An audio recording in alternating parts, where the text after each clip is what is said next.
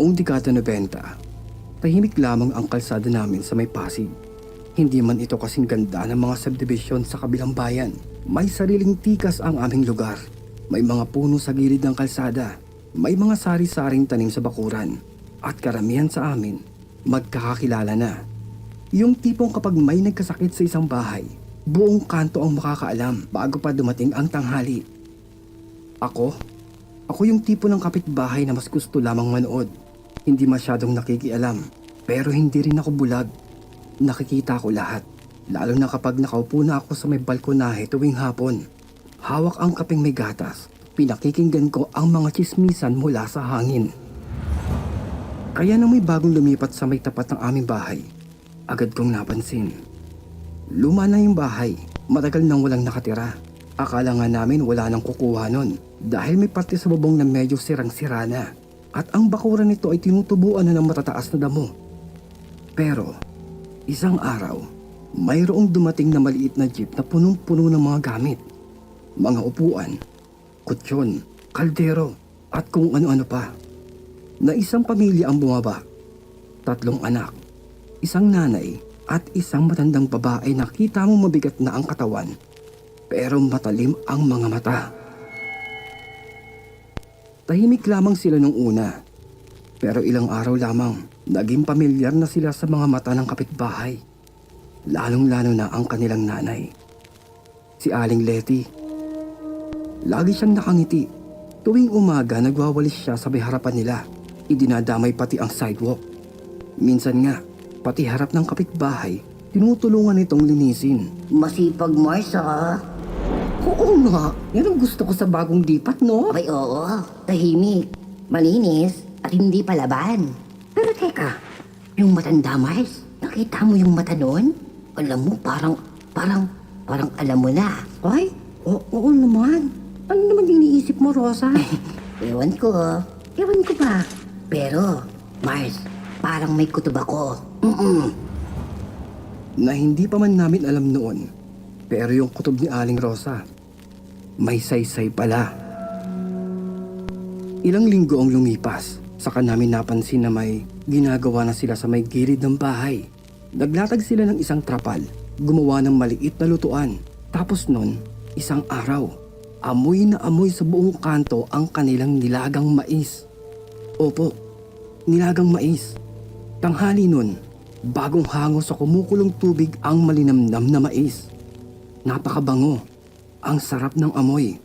Nakakatuwa silang panoorin. Si Aling Letty, siya ang nagluluto, na ang mga anak naman niya ang siyang naglalako. Kahit pawisan at sunog na sa araw, may sigla ang bawat sigaw ng mga bata. At ang matanda, palagi lamang nasa gilid. Nakaupo, tahimik, pero ramdam mong siya. Siya ang mata ng pamilya. Nagustuhan ng mga kapitbahay namin ang tinitinda nilang mais. Malinamnam, malambot at murang-mura. May iba pa nga sa amin na araw-araw talagang bumibili. May ilang nagsabi pa na parang talagang may kakaiba sa lasa. Hindi basta-basta. Talagang masarap. Pero hindi lahat natutuwa. Si Guido, isang mekaniko. May pagkamalakas ang dating. Ang garahe niya, buong kalye.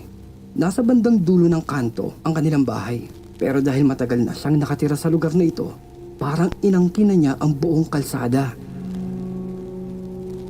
Isang hapon, habang ako ay nasa may upuan ko doon sa may balkonahe, narinig ko na naman ang boses ni Guido. Hoy! Anong ginagawa niyo dyan sa gilid, ha? Paano yan? Sigaw ni Guido habang papalapit sa lutuan ng mais.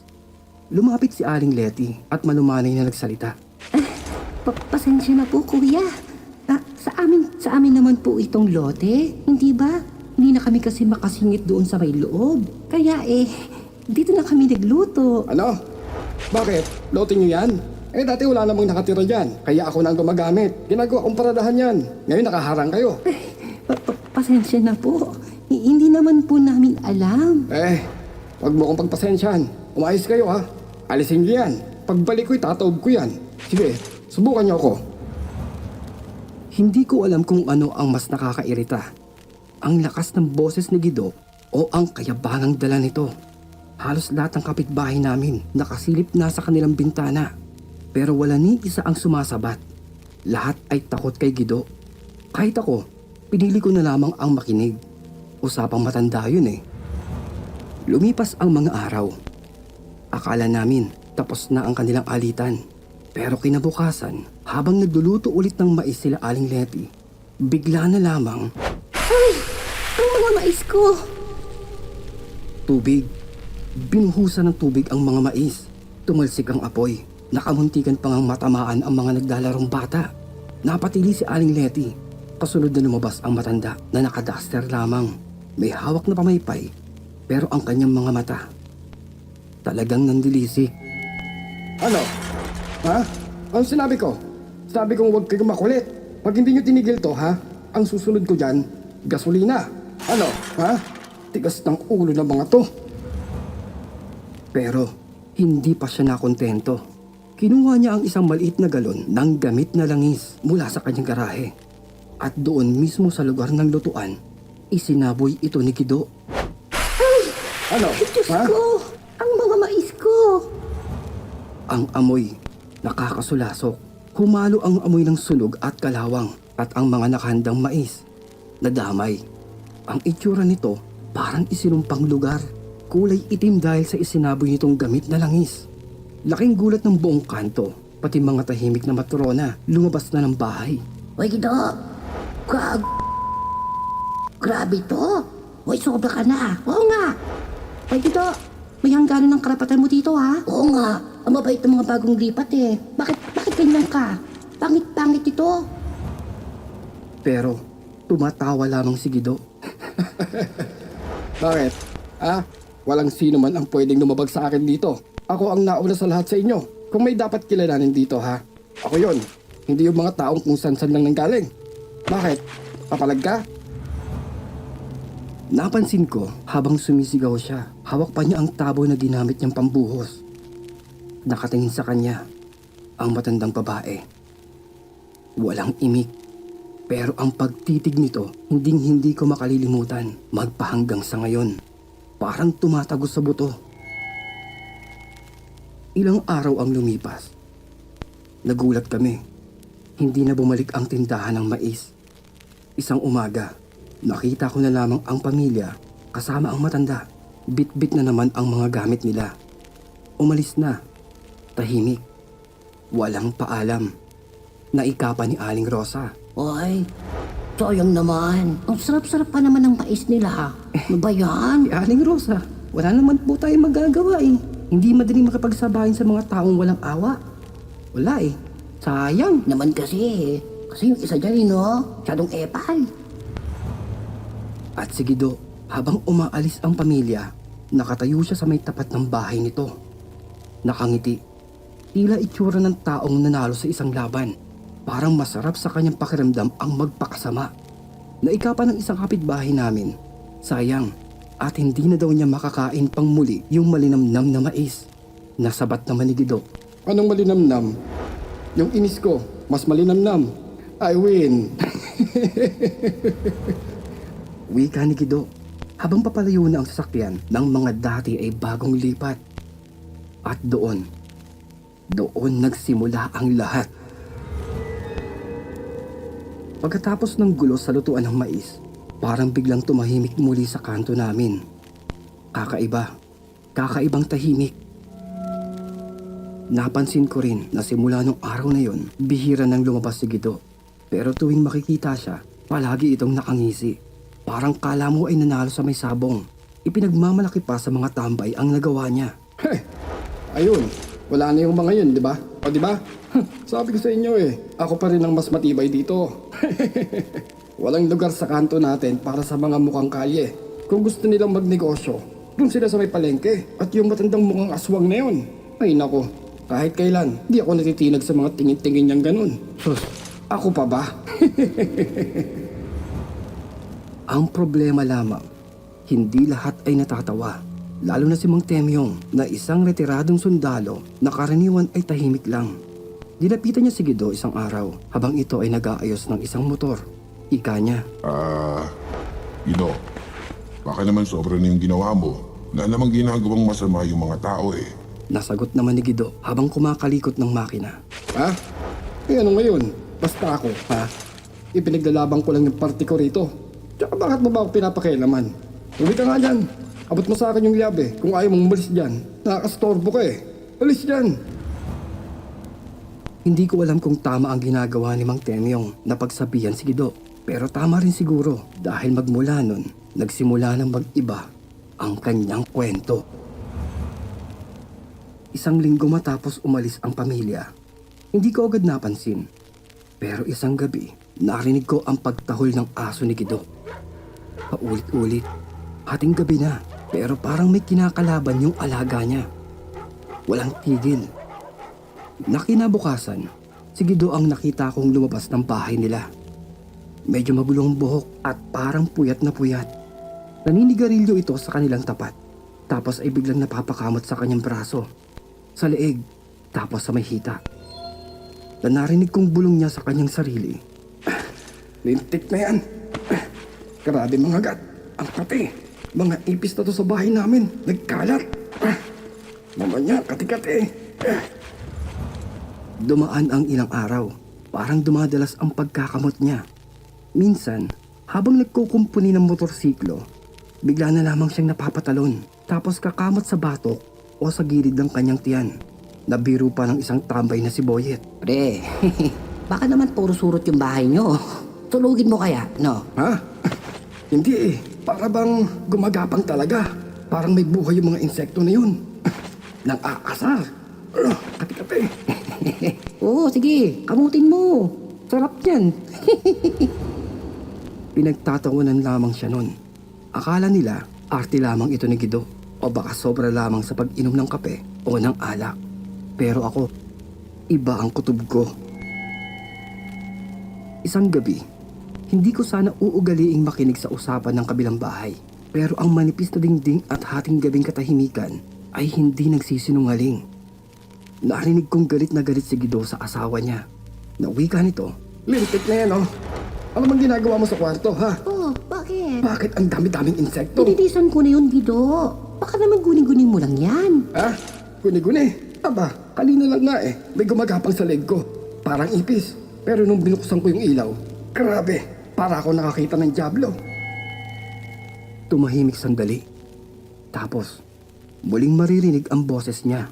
Mas mahaba, pero mas puno ng takot. Alam mo ha, paglinis ka ng kwarto, lintik na yan, nakita ko sa leeg ko. May malaking gagamba. Hindi pangkaraniwan yun. Para bang may sariling isip. Gabi-gabi nasa may kwarto natin. Natigilan ako. Hindi ako makagalaw. Gusto kong isiping inaantok lang ako at may imahinasyong naririnig. Pero hindi. Totoo ang naririnig ko. Totoong may gumagambalang misteryo sa mayabang na si Guido. Sumunod na araw, sa may tindahan, nagkukwento ang asawa ni Guido kay Aling Rosa. Ika nito habang bumibili ng suka.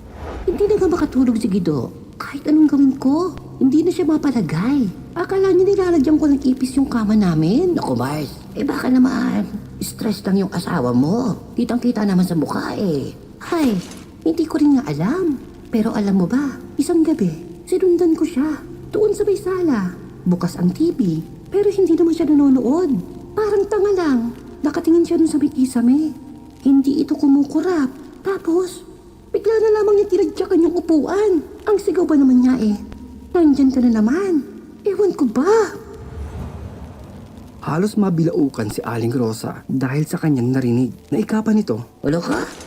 Ano sabi mo, Ais? Ayan na naman siya? Sino namang ayan? Ewan ko, ate. Basta gabi-gabi na lamang ganyan. Lalo na kapag patay na ang ilaw.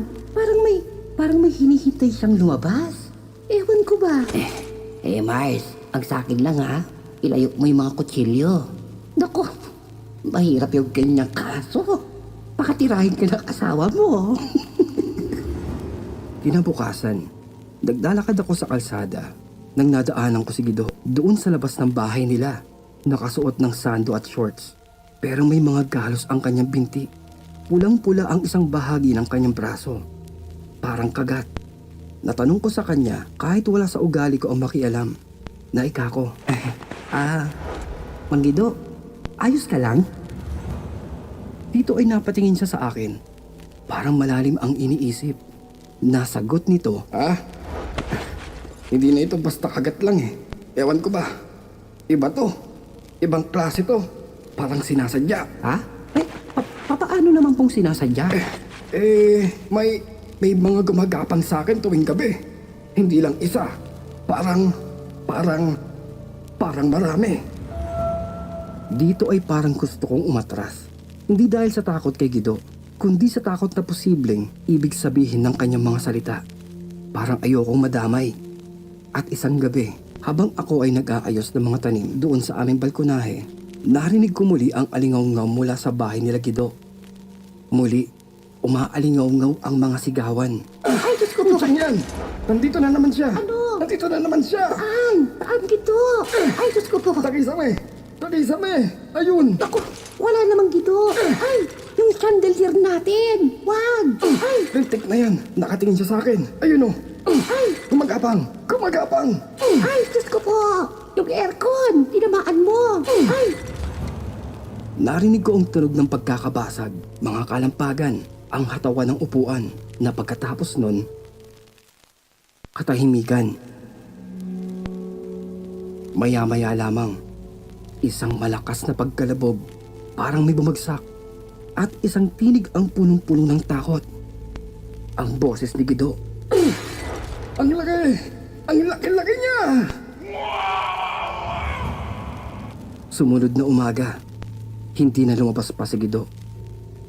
Pero may naririnig akong kwento mula kay Boyet, isa sa mga tambay na malapit sa kanya, na ika nito. Pre, grabe yung itsura ni Gido. Parang hindi na natutulog. Yung mga mata niya, parang puyat na puyat. Ha? Takot na takot. Takot naman saan? Ewan ko doon. Gagamba. Sabi niya gagamba eh. Paulit-ulit niyang sinasabi. Akala nga lang misis niya eh. Sira ulo na siya eh. Pero sabi daw ni Gido, isang gabi daw, habang natutulog siya, nagising daw ito dahil may malamig na dumikit doon sa may pisngi niya. Tumigil si Boyet. Diningon ang paligid bago ito nagpatuloy. Pre, sabi ni Gido, pagmulat niya, yung mukha niya, kitang-kita daw niya. May nakapatong na malaking gagamba. Malaki, oo, mahaba yung mga paa. At yung mga mata, parang mata ng tao.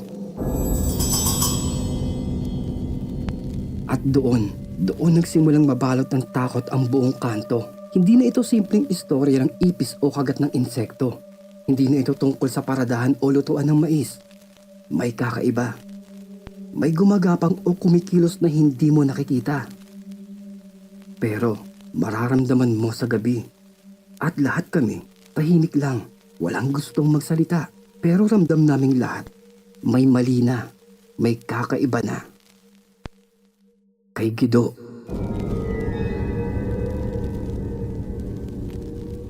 Isang gabi, bigla na lamang kaming nagising sa may sigaw ni Guido.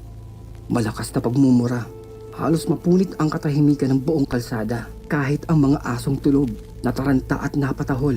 Pati kami sa may kabilang bahay ay napabangon. Napasigaw na si Mang Rebo doon sa kanyang bintana. Wika nito kung anong nangyayari sa kanila. Pero walang sumagot. Paglabas namin, nakita namin si Aling Nita. Hawak ang tabo. Pawisan, nanginginig at parang malapit ng maiyak habang sinisilip ang paa ng kanyang asawa. At sigaw niya. Kagat daw ng gagamba. Kagat daw ng gagamba.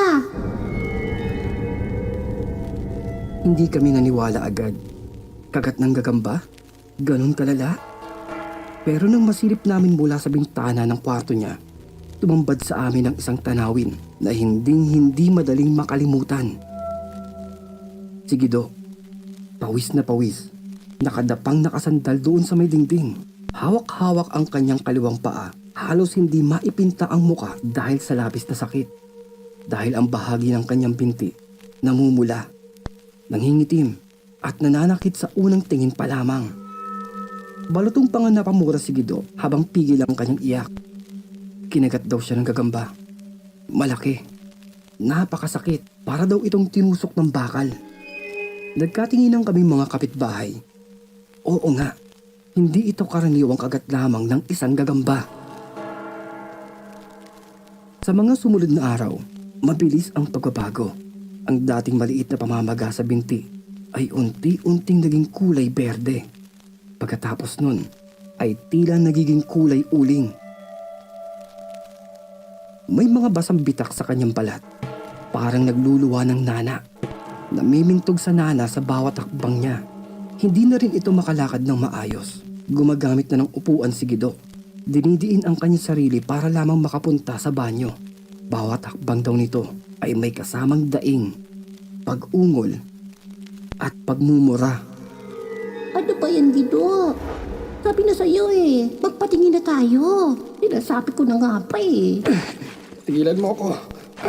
Kalokohan lang yan. Lagnat lang to. Madadaan pa sa may biogesic to. Hindi ako magpapagamot, no? Kayang-kaya ko to. Aray ko. Mariing sagot ni Gido, pilit pinipigilan ang panginginig ng paa habang naglalakad. Pero gabi-gabi, hindi na siya halos natutulog. Ramdam namin sa kabilang pader ang mga pag-ungol niya. Ang kaluskos, ang mga katagang inuusal sa dilim.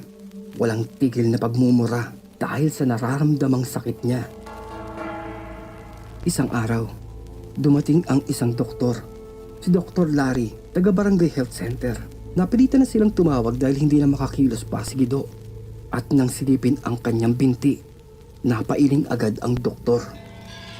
Grabe. Infeksyon ito. Malamang tetano. Kailangan ng putulin to. Mariin itong sabi habang tinititigan ang nangingitim at nanlilimahid na balat ng sugat ni Gido. Ha? Ano ka mo? Puputulin? Ayoko. Ayoko nga. Gido, hindi mo na magagamit ang paang yan. Mas delikado kung kakalat pa yan sa iyong buong katawan. Kung may tetano ka, oras na lamang ang binibilang mo. Mag-isip-isip ka. Pero Dok, kagat lang to ng gagamba. Hindi naman ako nakatapak ng pako. Wala naman akong sugat sa kalawang. Hindi po ito tetano. Ano ka mo? Gido, saan ka naman nakakita ng ganyang sugat? Saan ka naman nakakita? At saan ka naman kakagatin ng ganyang klaseng gagamba? Wala namang ganoong klaseng gagamba dito sa atin. Giit pa ni Dr. Larry habang sinusulyapan si Aling Nita. Bakas sa mukha nito ang pagdududa. Bulong ko pa nga noon sa isang kapitbahay. Na totoo naman dahil parang hindi na ito natural. Hindi normal. Lalo na't gabi-gabi, sinasabi nilang may naririnig silang kaluskos doon sa may bubungan ng tahanan nila Mang Gido. Parang may gumagapang. Parang may kakaiba. Isang gabi, mas malala na ang nangyari. Sumisigaw si Mang Gido. Tinatawag ang kanyang asawa. Napapamura dahil sa labis na sakit. Nagkagulo sa loob ng bahay nila. Muli kaming napatayo at sumilip sa may bintana. At nakita namin si Aling Nita. Pawis na pawis. Umiiyak habang si Mang Gido nangingisay. Parang pinapasok ng demonyo dahil ang kanyang binti may bagong bukol. Parang may mga kambal ng itlog ng manok doon sa may loob ng kanyang binti. Sigaw pa ni Mang Gido. Para daw itong puputok, kung kaya ay nais niyang pigain para linisin na. Pinilit niyang hawakan ang kanyang binti sa kabila ng kirot. Kinuha niya ang isang kutsilyo mula sa kanilang kusina. Pilit pinipisil ang bukol. Akala namin nagwawala na. Hanggang sa may tunog kaming narinig.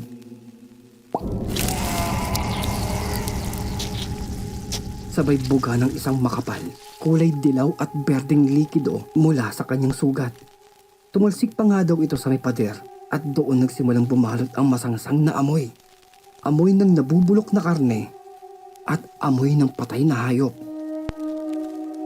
Pero hindi pa yun ang pinaka nakakagimbal dahil mula sa butas, unti-unting gumagapang papalabas ang mga uod.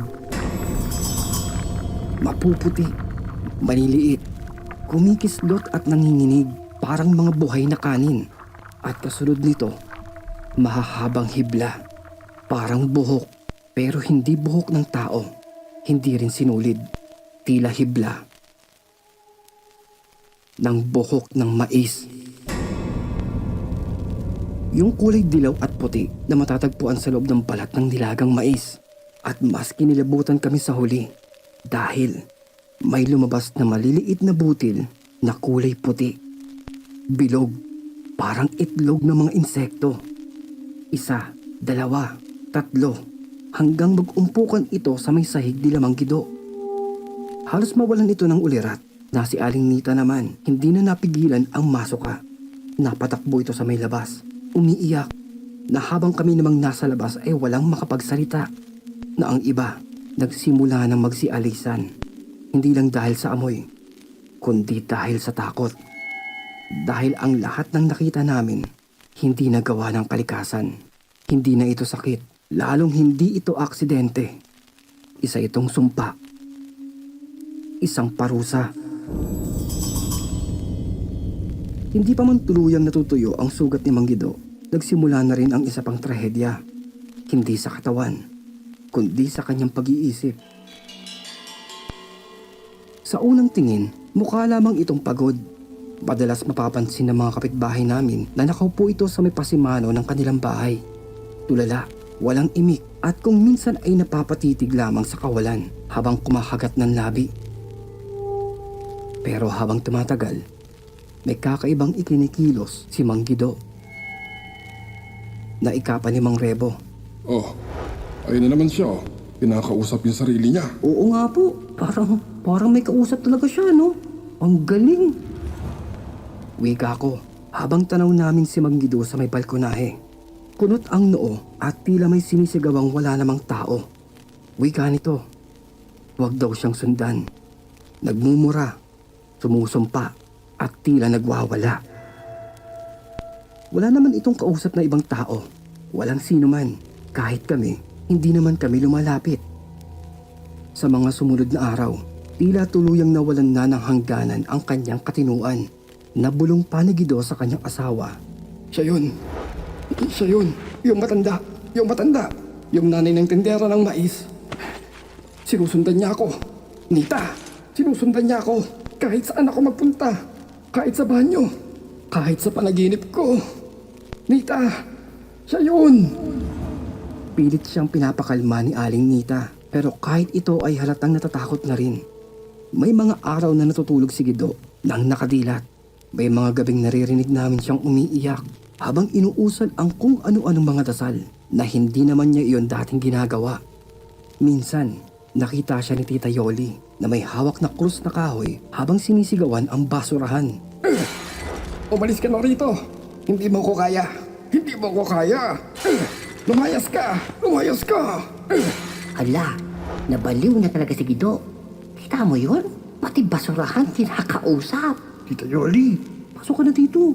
Mamay saksakin ka ng krus niyan. Sige ka. Ay, bahala siya. Nang hindi na malaman ang gagawin, pinilit siyang ipagamot muli ni Aling Nita sa ibang doktor.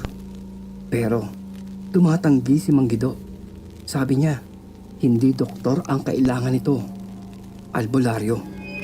Albularyo ang makapagpapaalis ng nararamdaman nito. At doon sila nagsimulang maghanap sa buong Pasig. Nagtanong-tanong sila, pero sa hindi maipaliwanag na dahilan, tila ba lahat ng albularyong nilalapitan nila ay nagkakaisa. Pasensya na ho. Hindi ako tumatanggap ng ganyang kaso. Wika ng isang albularyo ng bagong ilog. Ay, hindi ko linya yan. Tayo pa na naman kayo lumapit. Sagot naman ng isa pa doon sa may bangbang. Kahit kilala ito sa kanilang lugar bilang isang kilalang manggagamot. May isa pa ngang nagsabi ng diretsyo. Na, ayokong madamay dyan. Ayokong madamay dyan. Di ba na lang kayo lumapit? O kaya bigyan nyo na siya ng lubid. Ayoko dyan. Kahit si Aling Nita, nagtataka na. Para bang may usapan ang mga ito. Parang may pinipigil silang sabihin. Parang mga may alam. Pero, ayaw nilang makialam. Na ang tanging tumanggap lamang sa kanila ay si Kailing.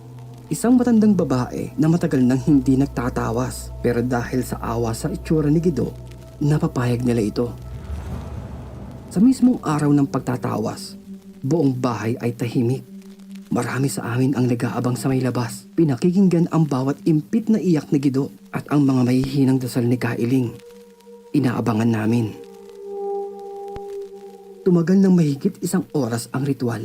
Sunod-sunod ang pagsusunog ng mga dahon, pagbabasag ng itlog sa tubig, pati na ang pagpatak ng kandila sa may palangganita. Hanggang sa biglang nagwika si Kailing. Gido, nabarang ka. Ikaw ay nabarang. Diretsong sabi ni Kailing, walang pag-aalinlangan, walang paligoy-ligoy. Nanlaki ang mata ni Gido. Mayroong may galit sa'yo. Hindi ito basta-basta.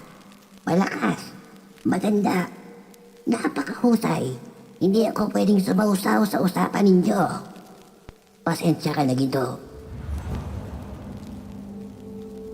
At gaya ng iba, tumayo si Kailing. Kinuha ang kanyang mga gamit at mabilis na lumisan at hindi man lang lumingon. Sa mga sumunod na linggo, tila unti-unting kinain ng sumpa ang lahat ng meron si Gido. Nagsara ang kanyang maliit na talyer.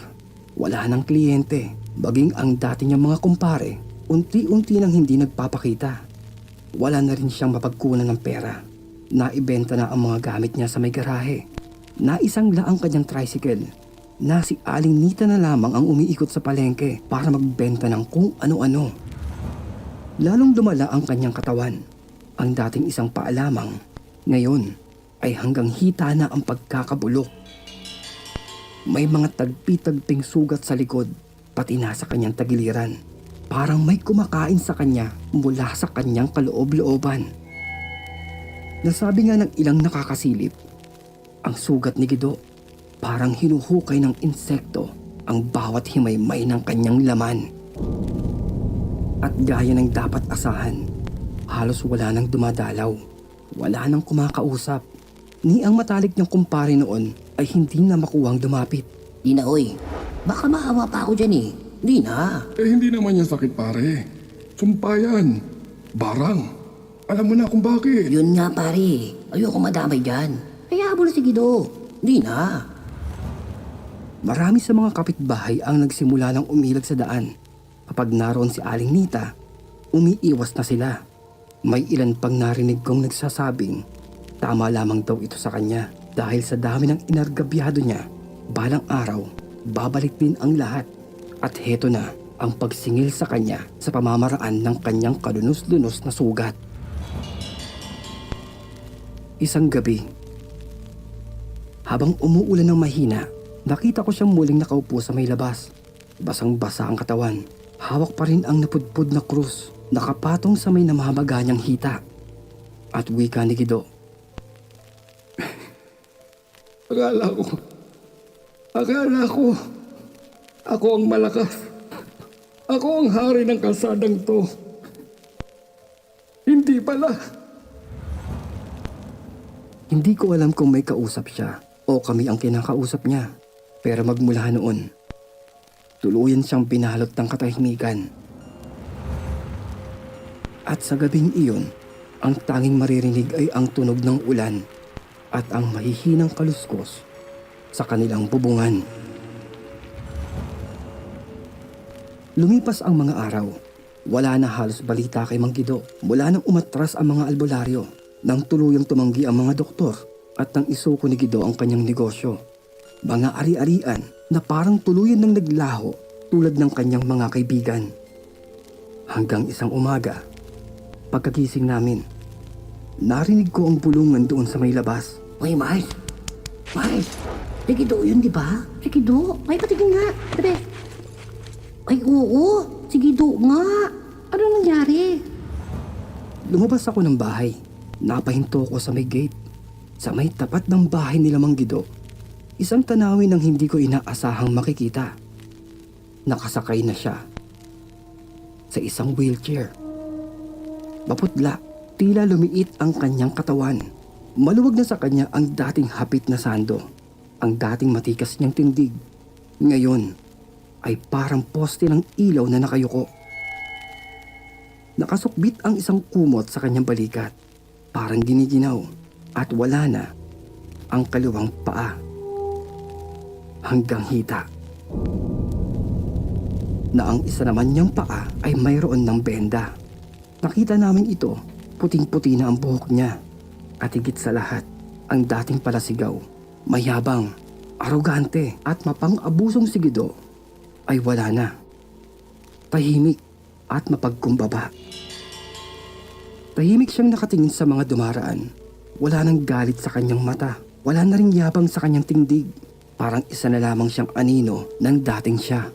Hala, Mars, nakita mo yun? Putol na pala yung paa ni Gido. Oo nga eh. Akala ko dati sinungaling lang yan o nagpapapansin. Totoo pala. Tolpo na siya. Oo nga, nakakalungkot. Pero yan pag yan hindi ka pa kinilabutan talaga. Ay naku Mars, kaya ako, no comment na lang. Naku, Sinasabi ko sa inyo, magbago na kayo. Sige, comment pa. May ilan sa amin ang umiiwas ng tingin. Yung iba naman, hindi maitago ang kanilang awa. Pero hindi maikakaila, may ilang mukhang natutuwa dahil sa sinapit niya. Parang hustisya sa lahat ng sinaktan, sa lahat ng kanyang inargabihado, sa lahat ng ininsulto at nilapastangan noong siya ay nakakaramdam pa ng kanyang kapangyarihan. Minsan nadaanan ko si Aling Nita habang pinupunasan si Gido sa may tapat ng bahay nila. Natanong ko kahit may kaba. Kinamusta ko ang kalagayan ni Gido. Umiti lamang si Aling Nita. Pilit pero halatang pagod. Nasagot niya sa akin. paayos naman, iho. Mas tahimik na siya ngayon. Wala nang hinahanap. Wala nang sinisigawan. Pero gabi-gabi, umiiyak pa rin siya. Parang nababangungot. Sumisigaw siya lagi ng, "Wag na po, tama na. Wag niyo na akong isama." Ewan ko ba dito? Kido, okay ka lang? Oo, ayos lang ako, Nita. Minsan, hindi mo rin talaga alam kung ano ang nararapat nating maramdaman. Naaawa ka ba? Natutuwa? O natatakot dahil baka isang araw, ikaw naman. Sa gitna ng katahimikan, hindi maiwasang pag-usapan muli ang matandang babae. Yung tindera ng mais na bigla na lamang nawala. Ika pa ni Mang Rebo. Minsan, wala siyang sinabi laban kay Gido. Wala tayong narinig na galit mula sa kanila. Reklamo o kahit sigaw ng panunumbat. Wala. Pero sa huli, sila pala ang tunay na malakas. Nagbalik sa isip ko ang imahe ng matanda. Payat, tahimik, laging nakaupo. Hindi mo aakalaing may itinatagong puwersa o kakaibang lihim. Ang iba, sinasabing baka anak ito ng isang mangkukulam, na yung iba naman ay naniniwala na baka siya mismo ay manggagaway o tagapagmana ng ganti. Pero ang totoo, walang may alam, basta na lamang silang nawala, tulad ng anino ni Mang Gido. Tanda ko pa, noong gabing yon, habang nagpapahinga kami sa may kusina, bigla akong tinanong ni nanay. Nabalitaan mo ba yung nangyari kay Gido? Ha? Opo, kita ko nga kahapon tumatakbo eh. Raulo ka talaga. Naku, ikaw ha? Mag-iingat ka. Na dito ay ikinuwento ko ang lahat.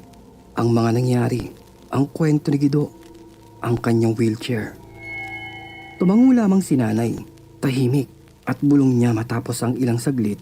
Anak, naaalala mo ba yung kinuwento ko sa'yo noon, nung bata ka pa? Ha? Alin dun, Nay? Yung nahuli mo si tatay may kasamang iba? Aray ko! Raulo ka talaga. Iba pa yun, iba pa. Yung tungkol sa may pinsan ko sa may probinsya. Si Kuya Baldo. Patay na po? Aray ko! Isa pa ha? Isa pa. Papaluin ito ng pinggan.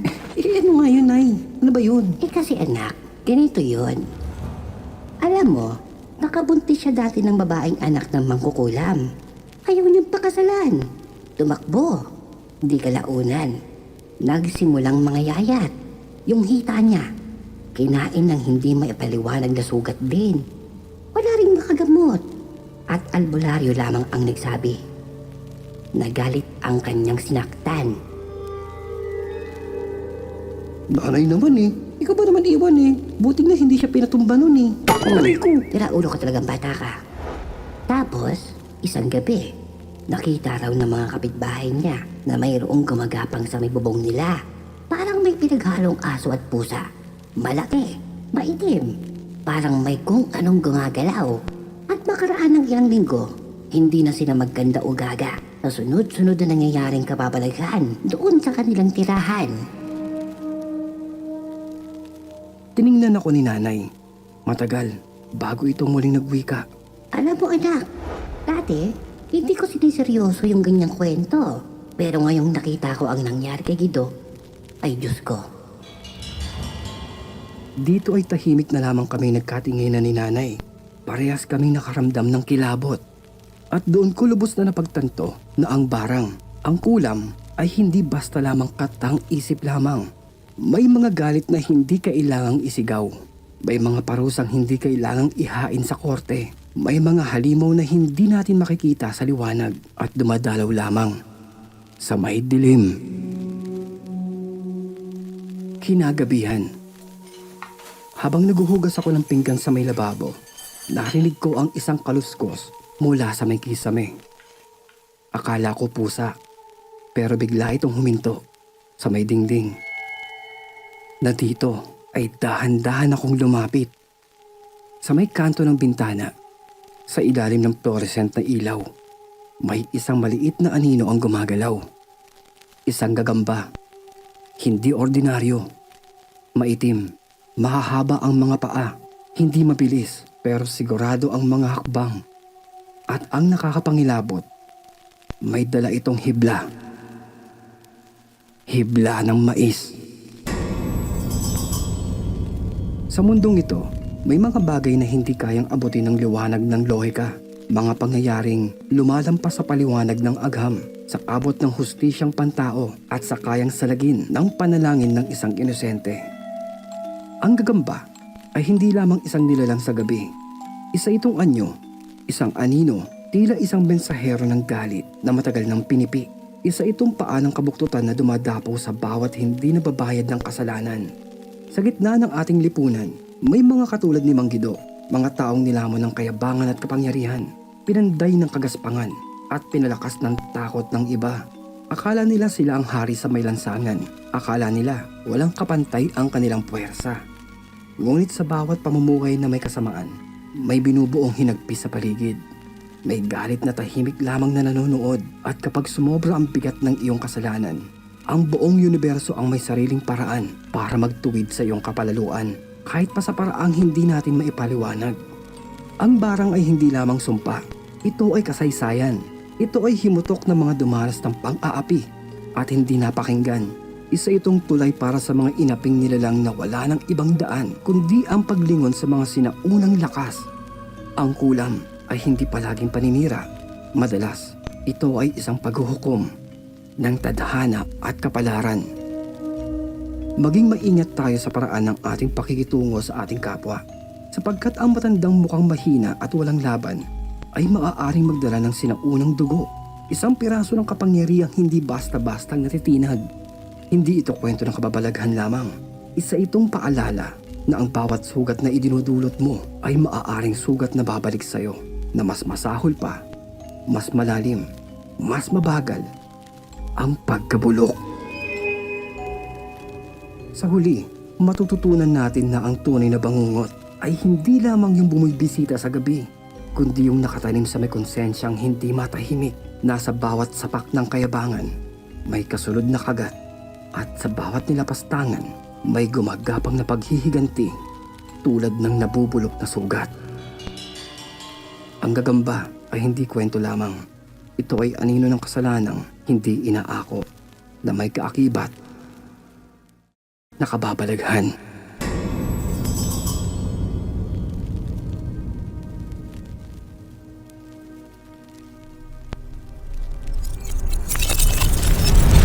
Laking gulat ng buong kanto, pati mga tahimik na matrona lumabas na ng bahay. Uy, Guido! Grabe to! Uy, sobra ka na! Oo nga! Ay, Guido, may hangganan ng karapatan mo dito, ha? Oo nga! Ang mabait ng mga bagong lipat eh. Bakit ganyan ka? Pangit-pangit ito. Pero tumatawa lamang si Guido. Bakit? Walang sino man ang pwedeng lumabag sa akin dito. Ako ang nauna sa lahat sa inyo. Kung may dapat kilalanin dito ha, ako yon. Hindi yung mga taong kung san-san lang nanggaling. Bakit? Papalag ka? Suntukan tayo. Fuck you, Guido.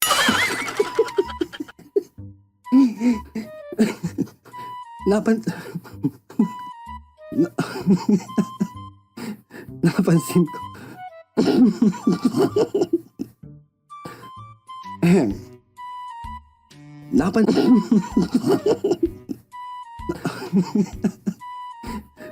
Ahem. Pre, grabe yung itsura ni Gido. Parang hindi na natutulog. Yung mga mata niya, parang puyat na puyat. Ha? Takot na takot. Takot naman saan? Ewan ko doon. Gagamba. Sabi niya gagamba eh. Paulit-ulit niyang sinasabi. Akala nga lang misis niya eh. Sira ulo na siya eh. Pero sabi daw ni Gido, isang gabi daw, habang natutulog siya, nagising daw ito dahil may malamig na dumikit doon sa may pisngi niya. Oh, talaga? Weh, dapat sinapak mo.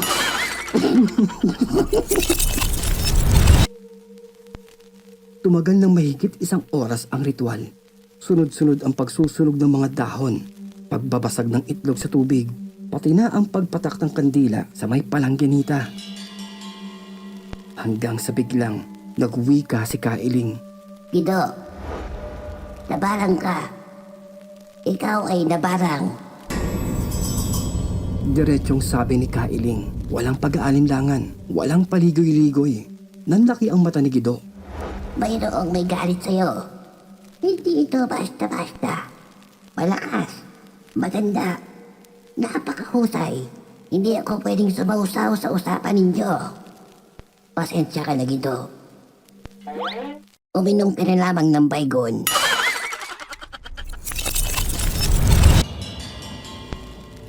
Isang gabi, habang umuulan ng mahina, nakita ko siyang muling nakaupo sa may labas.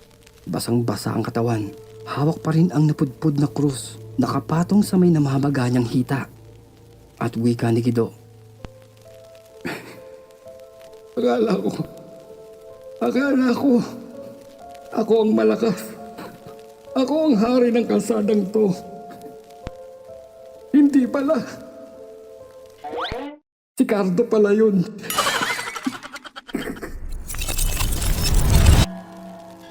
Minsan nadaanan ko si Aling Nita habang pinupunasan si Gido sa may tapat ng bahay nila. Natanong ko kahit may kaba. Kinamusta ko ang kalagayan ni Gido. Umiti lamang si Aling Nita. Pilit pero halatang pagod. Nasagot niya sa akin. Paayos naman, iho. Mas tahimik na siya ngayon. Wala nang hinahanap. Wala nang sinisigawan. Pero, gabi-gabi, umiiyak pa rin siya. Parang nababangungot. Sumisigaw siya lagi ng, "Wag na po, tama na. Wag niyo na akong isama." Ewan ko ba dito? Gido, okay ka lang? Oo, ayos lang ako, Nita. Ganun ba? Oh, halika. Habulin mo ako. Eko ka talaga, Nita. Sipain kita eh.